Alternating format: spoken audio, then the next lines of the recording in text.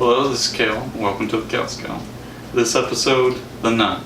This movie, all the scares are literally just a character looks around, looks back again, something scary behind them. That is the entirety of any scare in this movie.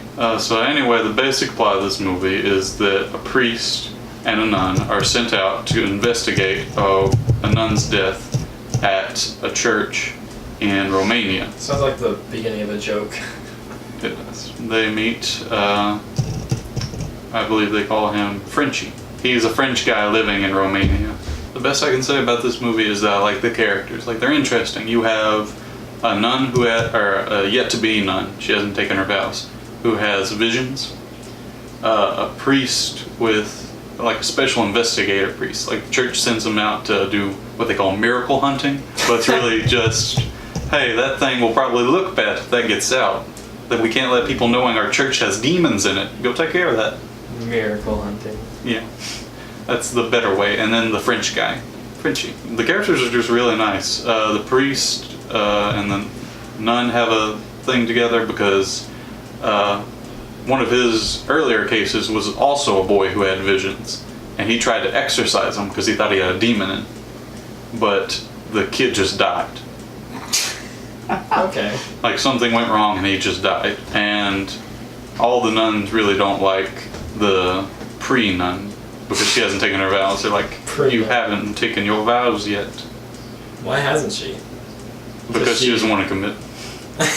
It also turns out that maybe all the nuns were dead to begin with. It was just the evil nun. The nun, the monster, has this thing where it just creates illusions. Like, the priest gets to see the dead kid a couple times. And the nun also buries him alive in a coffin underground. Like, the nun is a demon. They have this whole backstory about how this guy had this castle that the church is in, and he opened up like a gate to hell and brought the nun demon there. And then they defeated the nun with the blood of Christ, because they have that in a little vial. Oh! Yeah. Straight up, just Jesus' blood. Just Jesus' blood, just kept in a little, like, ball. JC himself. And the reason why the demon got back out is because of World War II. A couple of bombs were dropped on the church, and it just, like, cracked open the little hole that they sealed up with Jesus' blood. And he just walked right out and became a nun. So Jesus' blood is a seal, also. Yes. And the way they defeat the nun is that they have to get Jesus' blood and, like sealed again.